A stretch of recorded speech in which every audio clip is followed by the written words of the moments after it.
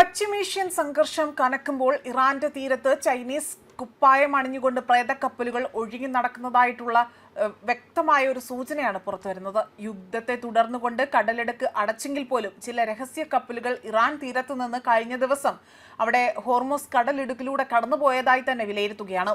ഒരു രാജ്യത്തിന്റെയും പതാകയില്ലാതെ തന്നെ രജിസ്ട്രേഷൻ പോലും ഇല്ലാത്ത ട്രാക്ക് ചെയ്യാൻ പറ്റാത്ത തരത്തിലുള്ള പ്രേതക്കപ്പലുകളാണ് ഇറാന്റെ തീരത്ത് കടന്നു പോകുന്നത്.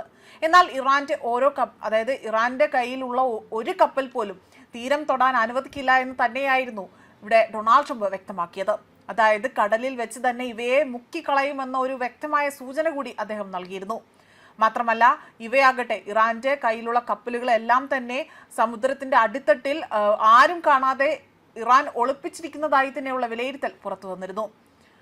മാത്രമല്ല ഇവയൊന്നും മാനിക്കാതെ തന്നെയാണ് ചില യുദ്ധക്കപ്പലുകൾ ഇവിടെ വിഹരിക്കുന്നതെന്നതും എടുത്തു സൂചിപ്പിക്കുന്ന മറ്റൊരു കാര്യമാണ്. ഇറാന്റെ 32 കപ്പലുകളും സമുദ്രത്തിന്റെ അടിത്തട്ടിൽ തന്നെയാണ്.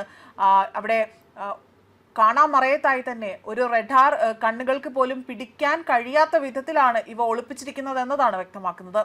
നിലവിൽ ഇറാൻ 3-ാം തട്ടിലേക്ക് താഴ്ന്നുവെന്നും ഇറാൻ അവരുടെ സൈന്യത്തെ നഷ്ടപ്പെട്ടുവെന്നുമായിരുന്നു നാവികസേന അവിടെ ഇല്ലാതായതായും വ്യക്തമാക്കിയിരുന്നു.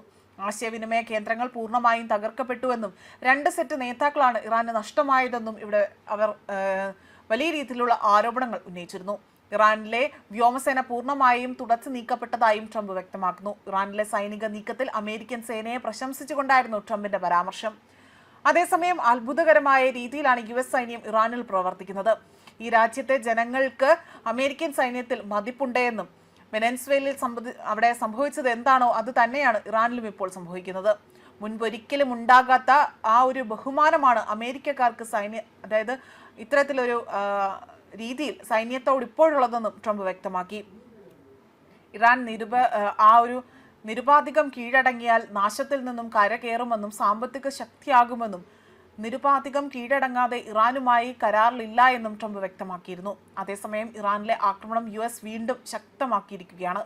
ഇറാനിലെ മൊഹ്റാബാദ് അന്താരാഷ്ട്ര വിമാനത്താവളത്തിൽ ആക്രമണം നടത്തുന്നതിന്റെ ദൃശ്യങ്ങളടക്കമാണ് പുറത്തുവിട്ടത്. ഫെബ്രുവരി 28-ന് US-ഉം ഇസ്രയേലും ചേർന്നുകൊണ്ട് ആരംഭിച്ച ആക്രമണമാകട്ടെ അതിപ്പോൾ 11-ാം ദിവസത്തിലേക്ക് കടന്നിരിക്കുകയാണ്.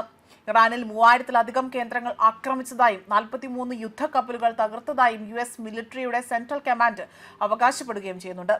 അതേസമയം ഇറാൻ US ഇസ്രയേൽ സംഘർഷം ഉടൻ അവസാനിപ്പിക്കുമെന്ന് US പ്രസിഡന്റ് ഡൊണാൾഡ് ട്രംപിന്റെ പ്രസ്താവനയെ അതിശക്തമായ രീതിയിൽ മറുപടി നൽകിക്കൊണ്ടായിരുന്നു ഇറാന്റെ ഇസ്ലാമിക് റവല്യൂഷണറി ഗാർഡ് കോർപ്സ് രംഗത്ത് വന്നത്. യുദ്ധം എപ്പോൾ അവസാനിപ്പിക്കണമെന്ന് ഞങ്ങൾ തീരുമാനിക്കുമെന്നും യുദ്ധത്തിന്റെ ദൈർഘ്യം നിശ്ചയിക്കുന്നത് അമേരിക്കയല്ല എന്നും മറിച്ച് തങ്ങളാണ് എന്നും മേഖലയുടെ ഭാവി ഇപ്പോൾ ഇറാൻ സേനയുടെ കൈകളിലാണ് എന്നും അവർ വ്യക്തമാക്കിയിരുന്നു. മേഖലയുടെ സമവാക്യങ്ങളും ഭാവിയും ഇപ്പോൾ നമ്മുടെ സായുധ സേനയുടെ കൈകളിലാണ്. അമേരിക്കൻ സൈന്യം യുദ്ധം അവസാനിപ്പിക്കില്ല. അതുപോലെ തന്നെ മിയാമിയിലെ ഗോൾഫ് ക്ലബിൽ തന്നെ റിപ്പബ്ലിക്കൻ നിയമസഭാ അംഗങ്ങളെ അഭിസംബോധന ചെയ്തുകൊണ്ട് സംസാരിക്കവെയാണ് ട്രംപ് യുദ്ധത്തെക്കുറിച്ച് പരാമർശിക്കുന്നത്. ചില തിന്മകളെ ഇല്ലാതാക്കാൻ പശ്ചിമേഷ്യയിലേക്ക് ഞങ്ങൾ നടത്തിയ ഒരു ചെറിയ യാത്രയാണിത്. ഇത് വളരെ ചുരുങ്ങിയ കാലയളവിനുള്ളിൽ തന്നെ അവസാനിപ്പിക്കുന്നത് നിങ്ങൾക്കിവിടെ കാണാൻ സാധിക്കുമെന്നതായിരുന്നു ട്രംപിന്റെ വാദം. ന്യൂസ് ഡെസ്ക് കർമ്മ ന്യൂസ്.